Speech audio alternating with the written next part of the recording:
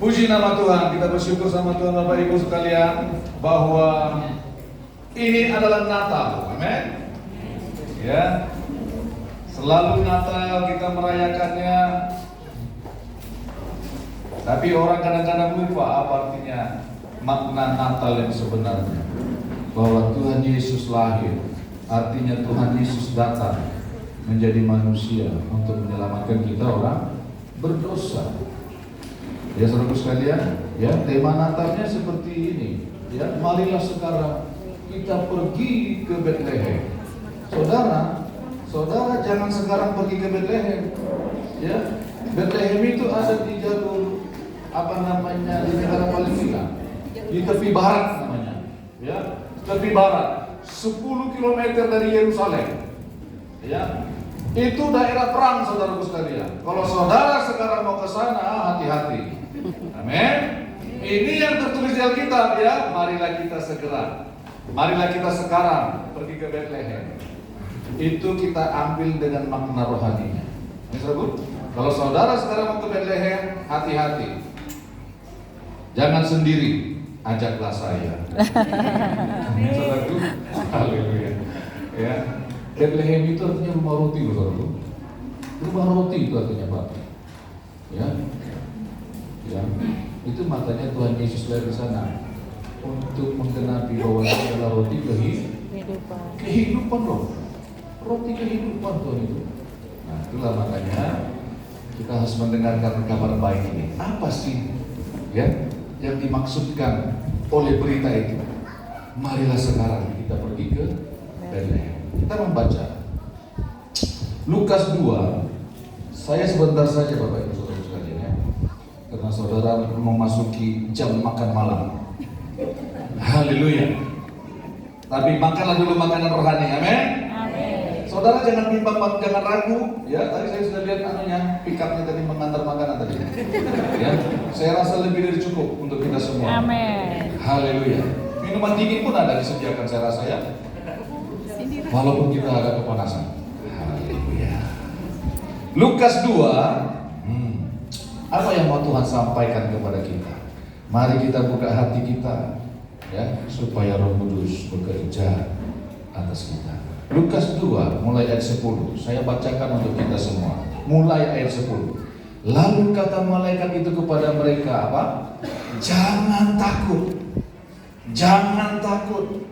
Sebab sesungguhnya aku memerintahkan kepadamu kesukaan besar untuk apa? Seluruh bangsa.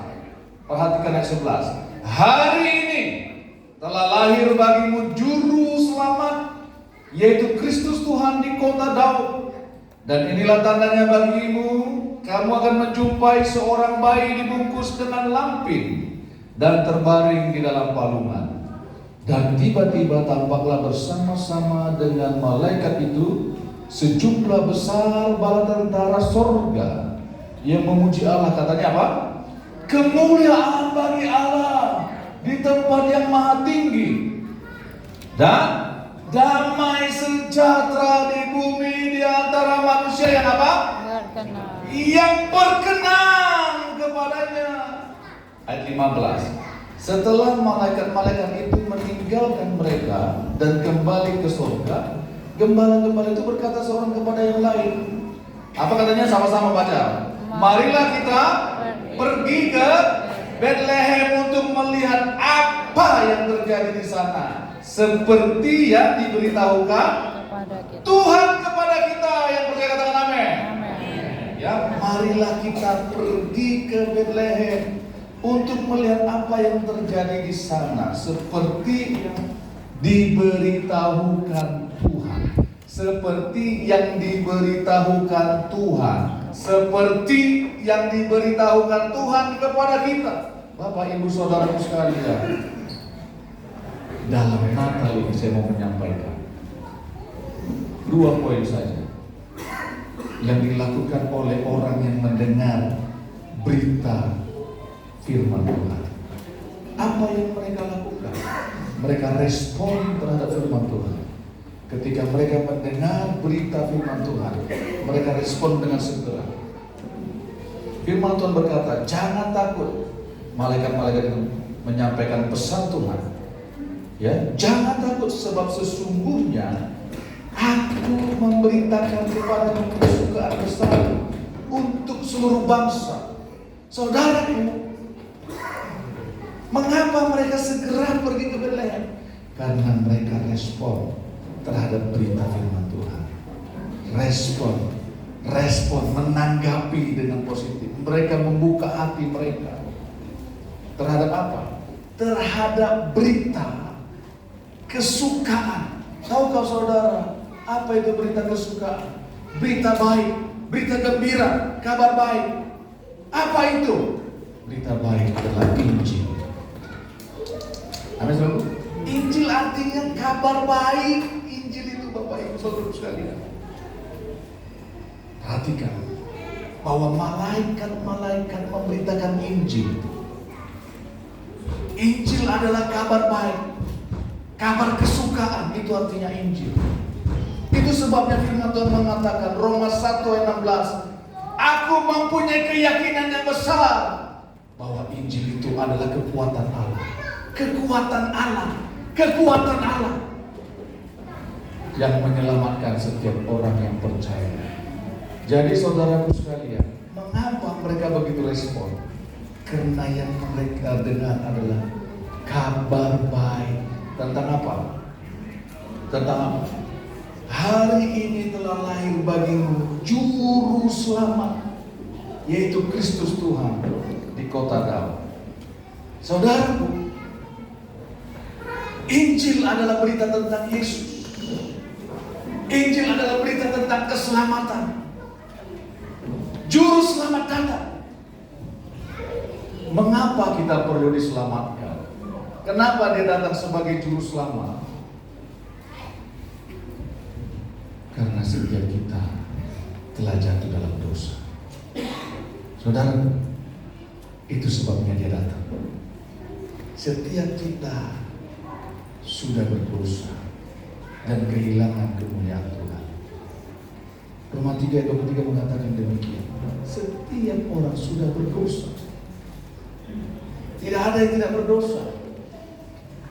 Itulah sebabnya Tuhan datang. Kenapa? Karena upah dosa adalah maut. Roma 6 ayat 23 mengatakan demikian. Adalah maut. Artinya keterpisahan dengan Tuhan, kematian yang kekal, kebinasaan yang kekal. Itu sebabnya dia datang. Bukan dia datang, tetapi dia harus datang. Kenapa dia harus datang? Menjadi manusia. Bapak Ibu Saudara bisa bayangkan, Allah semesta alam, pencipta alam semesta datang menjadi manusia, sama seperti dengan ciptaannya. Sama dengan ciptaannya. Allah datang ke muka bumi ini bukan menjadi pria yang dewasa langsung, saudara sekalian, melalui rahim seorang wanita.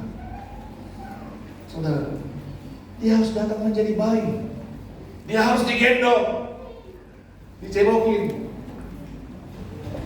Juru Selamat, penebus, pencipta alam semesta, Tuhan semesta alam.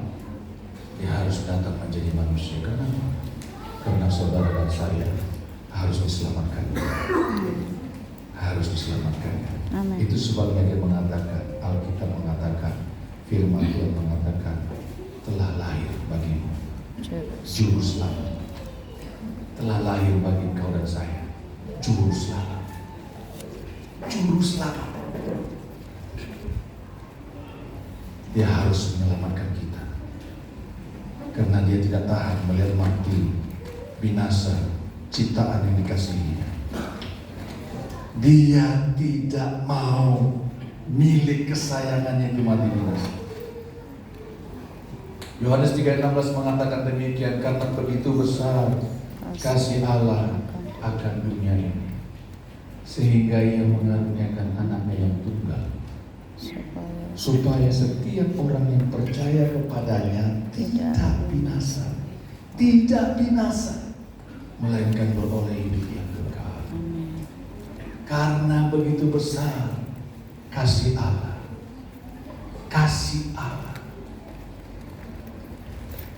Saudara, Tuhan harus turun menjadi manusia, menjadi sama dengan ciptaan. Itu sebabnya orang Kristen seringkali lupa apa sih artinya Natal, apa sih maknanya Natal bagi kita. Kadang-kadang lupa. Yang diingat hanya kacang goreng, Sprite, Fanta, Coca-Cola, Malaga, keyboard, apa namanya, DJ. Pak, elak lupa itu. Jatun Wadai, Jatun Panginan, Arek Tamu Karepa, Mahamenita. Sana kamu cari utang. Disuruh suaminya utang dulu untuk memenuhi wadai di rumah. Kalau bisa organ tunggal itu yang ada ya penyanyinya yang aduhai, lenggak-lenggoknya. Di hari Natal ini Pak, kita bikin meriah. Suaminya pusing 7 keliling, akhirnya datang sana sini mencari pinjaman. Pas masuk tahun baru, semuanya disita. Wah, suaminya harus banting tulang, banting sana sini. Kenapa? Karena wadai Natal. Saudara, tapi saya bukan melarang saudara bikin open house, bukan begitu maksudnya. Kalau saudara punya berkat yang banyak, ada uangnya nggak masalah. Bikin ucapan syukur kepada Tuhan. Ini Natal, Mama. Kita bikin. Kita undang teman-teman kita untuk mengucap syukur. Bikin, kalau ada uangnya ya. Amin, saudaraku. Bikin kacang goreng itu pakai bawang putih. Ada saudaraku, itu tidak bisa tidak diam, itu pasti ada kacang goreng pakai bawang putih. Ya, bikin. Pak Salman juga bikin. Ya. Tapi maknanya, makna Natal bukan kita hanya sekedar bersenang-senang. Inilah yang menjadi pergumulan hamba-hamba Tuhan khususnya. Seringkali jemaat salah mengerti bahwa yang menjadi makna Natal, bahwa Yesus lahir, Yesus hadir dalam hidup kita, dalam rumah tangga kita, dalam anak-anak kita, dalam pekerjaan kita, dalam usaha kita, dalam segala hal.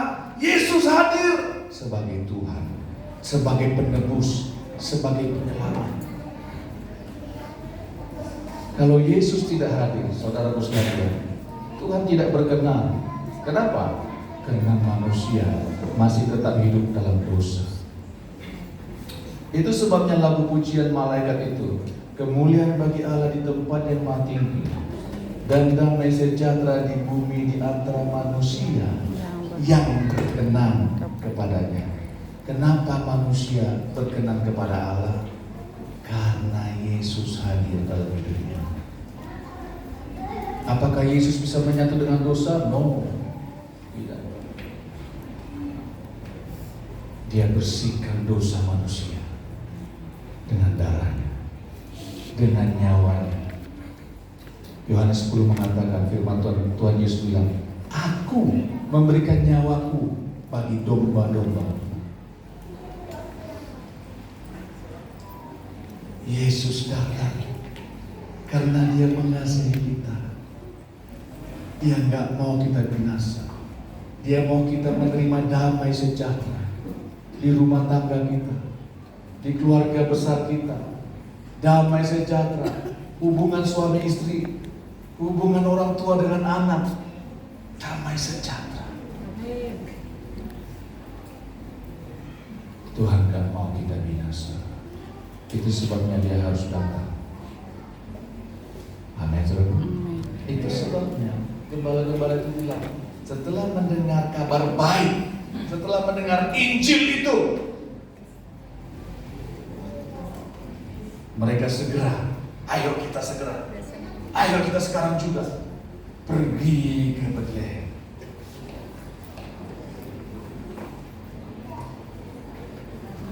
Amin, saudaraku. Itu sebabnya ketika Tuhan berfirman, adakah kita mau respon terhadap firman Tuhan itu yang adalah Allah sendiri? Saudara, yang kedua, apa yang dilakukan mereka? Mereka bukan hanya hadir ke sana, mereka datang menemui Yesus yang lalu, tapi mereka juga menceritakan firman itu. Ya. Ayat 17 mengatakan demikian, dan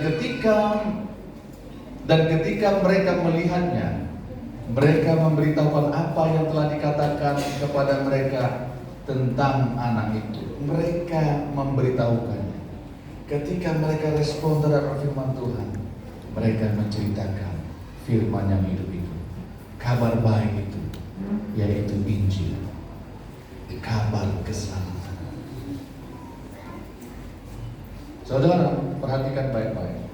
Kalau orang yang telah menerima Injil, kabar keselamatan, kalau orang yang menerima keselamatan daripada Tuhan, dia tidak mungkin diam. Dia pasti melangkah. Aku harus segera menceritakan tentang Yesus, tentang kabar baik ini, tentang Kristus ini yang adalah juru selamat. Perhatikan hidup kita, Bapak Ibu Saudaraku sekalian. Pernahkah kita menceritakan tentang Yesus kepada orang lain?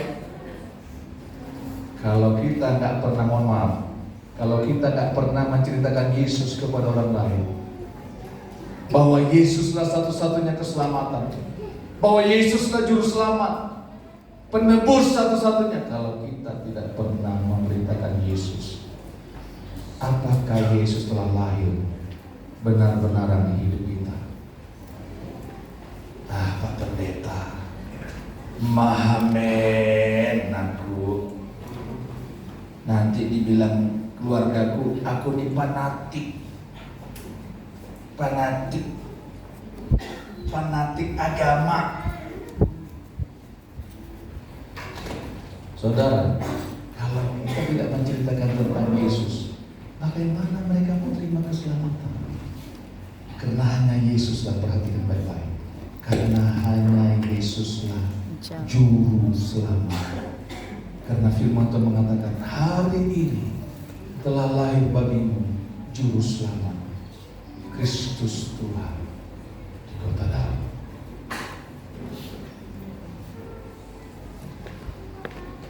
Natal tahun ini hendaklah kita mengerti bahwa kita harus melangkah memberitakan Yesus yang telah lahir dalam hidup kita.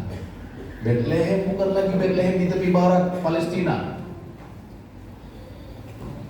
Betlehem saat ini adalah rumah kita, keluarga kita, gereja kita. Orang-orang akan berkata, yuk kita pergi ke rumah Pak Jambe, karena saya mendengar ada Kristus di sana. Yuk kita pergi ke Barigas Kasongan itu.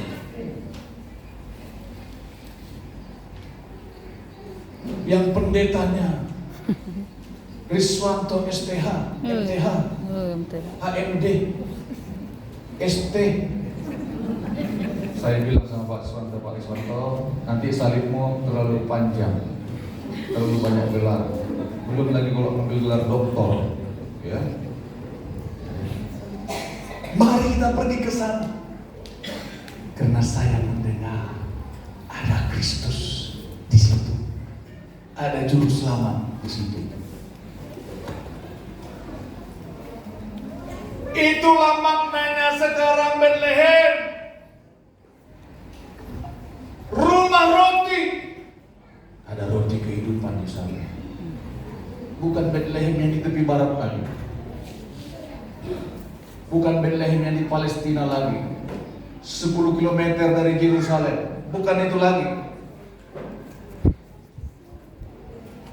Tapi Betlehem rohani, Kristus sudahkah lahir dalam kehidupan kita. Kristus tidak lahir, tidak memerintah dalam kehidupan kita, kita orang yang sedang menuju kepada kebinasaan yang kekal.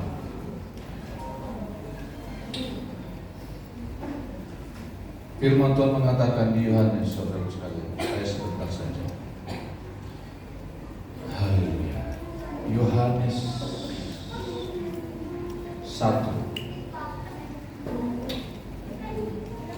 Yohanes 1.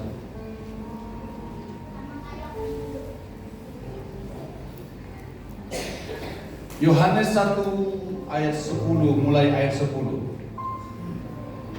Ya. Ia telah ada di dalam dunia, dan dunia dijadikan olehnya, tetapi dunia tidak mengenalnya. Dia yang menjadikan dunia, tetapi dunia tidak mengenalnya. Ayat 11. Ia datang kepada milik kepunyaannya, tetapi orang-orang kepunyaannya itu tidak menerima dia.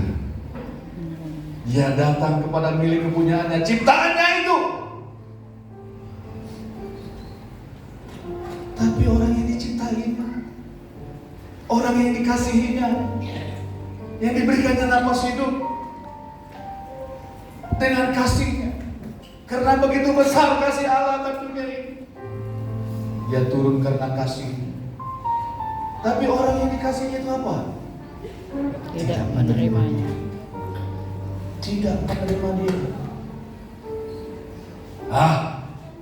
Kalehi Tuhan Yesus, aku masih nyaman seperti ini.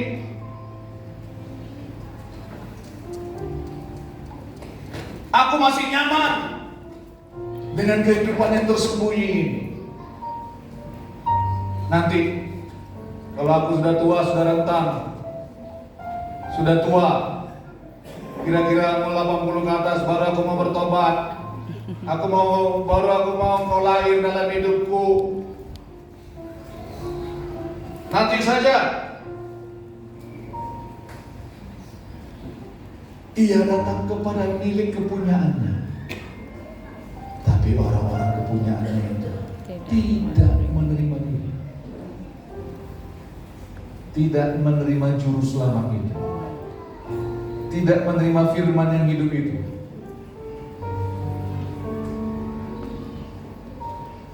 Padahal dia sudah datang untuk menyelamatkan. Tetapi apa yang terjadi kalau orang yang menerima dia? Ayat 12 mengatakan demikian. Tetapi sama-sama semua orang yang menerimanya diberinya apa? Kuasa supaya menjadi anak-anak Allah, yaitu mereka yang percaya dalam namanya. Yang percaya katakan amin. Itulah makna Natal yang sebenarnya. Yesus lahir dalam kehidupan kita. Yesus lahir dalam kehidupan kita. Dia mau kita menjadi anak. Saudara, mengertikah saudara apa artinya anak? Anak itu ahli waris.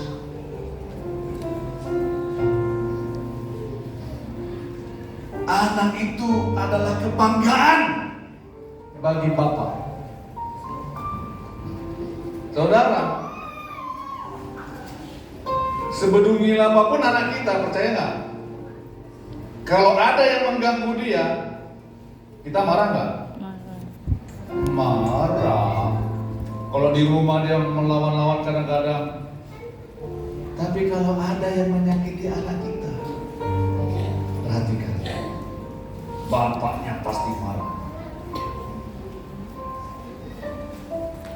ibunya pasti marah.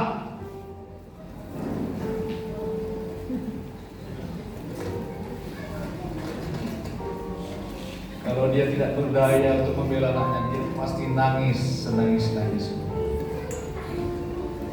Kenapa? Karena anak begitu berharga. Anak adalah kebanggaan dari bapaknya. Itu sebabnya Allah turun menjadi manusia. Disebut dia anak manusia, supaya kita bisa memanggil Allah itu Bapa. Amin. Memanggil Allah itu Bapa. Tetapi semua orang yang menerimanya diberinya kuasa, otoritas, kuasa, supaya menjadi anak-anak Allah, menjadi ahli waris Bapa. Diberi kuasa, diberi jaminan. Kemana engkau kalau mati? Aku pasti bersama dengan Bapa di surga. Kenapa? Karena anak. Namanya tercatat dalam kitab kehidupan di kerajaan surga. Kenapa? Ya karena anak. Anak kita tercatat kan dalam rumah kita, dalam kartu keluarga kita, benar nggak? Ya. Tercatat, saudaraku sekalian.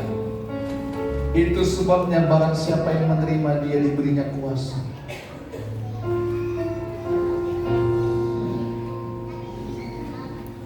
Yaitu mereka yang percaya dalam namanya.